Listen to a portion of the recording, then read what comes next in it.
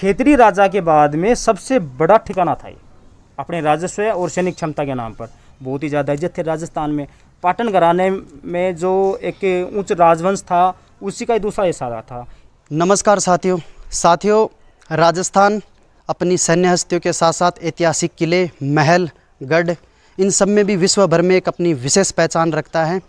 इसी कड़ी में आज हम पहुंचे हैं राजस्थान के झुंझुनू जिले की खेतड़ी तहसील के ग्राम पंचायत सियोड़ के प्रसिद्ध किले गढ़ के अंदर। उस गढ़ में हम आपको वीडियो के अंदर दिखाएंगे कि हमें क्या कुछ देखने को मिलता है, उस ज़माने की क्या क्या वस्तुएं होती थी, कैसे उन लोगों का रहन सहन होता था और कैसे उनका खान पान था, दिनचर्याएँ कैसी होती थी। इन सब की जानकारी आज हमें, मेरे पीछे जो आप महल देख सकते हो, इसके अंदर हमें देखने को मिलेगी। तो वीडियो को अंत तक आप ज़रूर देखिए। चैनल पर अगर पहली बार आए हैं तो चैनल को सब्सक्राइब कीजिए, साथ में बेल आइकन भी देखिए और ऐसे ऐतिहासिक स्थल के बारे में जानने के लिए हमें कमेंट करते रहिए। महाराजा रणजीत सिंह के द्वारा बसाया गया था जी, जो कि पाटन से होके आए थे। एक ज़माने में वो यहाँ खेतरी जो ठिकाना हुआ करता था वहाँ कोई तारीख पे होके आए थे, तो रात्रि विश्राम यहाँ पर उन्होंने किया। तो यहाँ पर यह जगह उनको एक विचित्र मोह आकर्षित करने वाली लगी, तो उन्होंने निश्चय किया कि मैं यहाँ पर अवश्य ही एक अपना महल बना कर अपना एक राज्य स्थापित करूँगा। पहले यहाँ पर सांखला नाम के राजपूत रहा करते थे, तो उन्होंने सांखला नाम के राजपूतों को भगाया और पूरा महल बसाया। इसके लिए उन्होंने अपने राजघराने से राशि और समस्त सामग्री लेकर के बनाया, क्योंकि बहुत ही ऊंची और पहाड़ी पर था। ये जो महल है आपको बहुत ही अच्छा और सुंदर दिखेगा, क्योंकि इसकी जो कारीगरी है, छतरियाँ हैं, वो अव्वल दर्जे के जो राजस्थान के बड़े बड़े किले हैं ना, जैसे जोधपुर, चित्तौड़गढ़, उसी तरह की कारीगरी इसमें आपको देखने को मिल सकती है। उसी तरह का चुनना है, उसी तरह की बनावट है, उसी तरह का यहाँ की जरोखे हैं। यहाँ तबेले भी हुआ करते थे जिसमें हाथी बंधा करते, जो कि राजस्थान के इतिहास में दर्ज है कि तबेले का जो स्थान वहाँ हाथी रहा करते थे। घोड़ों की व्यवस्था अलग हुआ करती थी, ऊँट भी रखते थे। और ऐसा था कि 4 पुत्र थे, तो एक पुत्र के ये इच्छा हो गई थी कि मैं मेरा अपना अलग से ही किला बनाऊंगा। तो उन्होंने गड्डी पर जा करके अपने ही भाइयों से सेवा राशि लेकर के वहाँ पर किला अलग से बसा लिया था। और बाकी जो 3 थे उन्होंने ये गढ़ बसाया। हाँ, उन्होंने गढ़ बसाया था। हालांकि जो मूल रूप से राजा थे उन्होंने किला बनाया था रणजीत सिंह। उनके 4 पुत्र थे, तो एक पुत्र ने वहाँ पर गड्डी बसा ली थी, बाकी 3 पुत्र यहीं रहा करते थे। यह जो किला है, ये जो ठिकाना था, ठिकाने के नाम से जाना जाता था। ठिकाने का नाम से इसलिए जाना जाता था कि इसके नीचे 40 किलोमीटर के क्षेत्र तक काफ़ी सारा, तहसील तक जो क्षेत्र है वो इसके नीचे आया करता था। वहाँ से ये कर एकत्रित करते थे। कर के अलावा जितना भी राजकोष था, सैनिक सहायता थी और अन्य प्रकार की कोई सहायता थी, उनकी रक्षा करना था। यहाँ के सैनिक युद्ध में जाकर के उन्हें रक्षा करते थे, अपने क्षेत्राधिकार में आने के लिए राजस्व एकत्रित करते थे और शासन किया करते थे।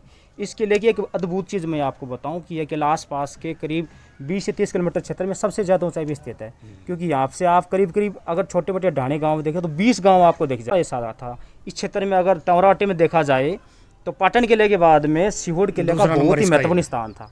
लेकिन संभवतः दुर्भाग्यवश यूँ मान सकते कि यह जो गांव है ये बॉर्डर पे होने के बाद में खेतरी तहसील का अंतिम गांव तमरो का, और ये जो तमरावटी का क्षेत्र पूरा शिखर में रह गया नीम का थाना या रिंगस आगे तक, खंडेला तक। तो वो क्या है कि जो यह दुर्भाग्य होने के कारण यह इतना डेवलप नहीं कर पाया बाद में।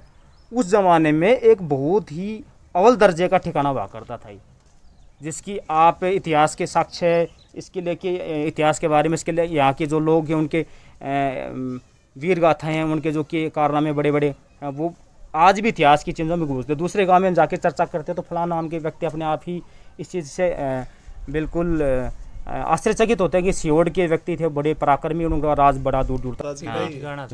टिकाई ठिकाना था। जोधपुर महाराजा थे, हाँ, उनके जो धर्मपत्नी थी रानी साहिबा थी, वो यहाँ के राजाओं की पुत्री थी।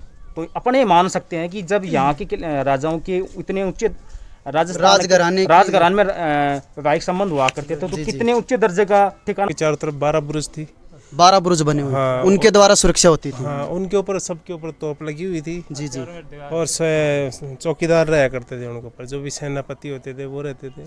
और मेन गेट अपने सामने ही है, वो बंद रहते थे। जी। और बुरुज चौतरफा बुरुज थी, बड़ी वो लगा, और कट्टा लगाया हुआ था बहुत बड़ा। उस ज़माने में रानियां हैं वो गीत गाती थी, और यहाँ पे थोड़ा गाना बजाना होता था, उस तरीके से मनोरंजन होता था। और थोड़ी महफिलें भी चलती थी।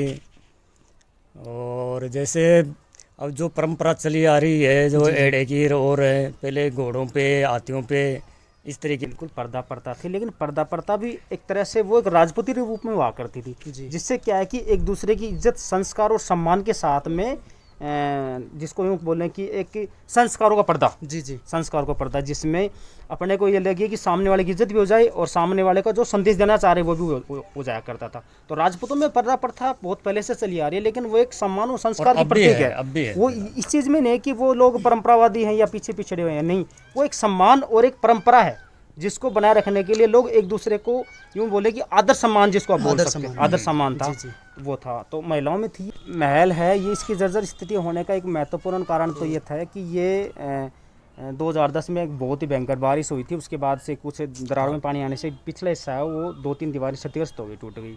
और राजस्थान सरकार है वो ध्यान नहीं दे रही इस तरह के पुराने और विकसित ठिकानों के रूप में। राजस्थान सरकार ने ध्यान दे रही है और ज़्यादातर लोग क्या है कि जैसे अब शवहित हो गया, सब अपने फ़ायदे के लिए कुछ गांव के बाहर मकान बना लिए, कुछ बाहर चले गए। और थोड़ा सा क्या है कि इस महल की स्थिति के बारे में थोड़ा सा यूँ बोलेंगे, थोड़ी सी स्थितियाँ अनुकूल नहीं है। लोग यूँ बोलेंगे उपेक्षाओं की दृष्टि से देखते हैं कि वो ज़माना गया। हालांकि मैं मानता हूँ कि सरकार को इन चीज़ों पर ज़्यादा ध्यान देना चाहिए और इसका जीर्णोद्धार और विकास के लिए सरकार को इस पर ज़्यादा से ज़्यादा सहयोग करना चाहिए, विकास कराना चाहिए, क्योंकि ये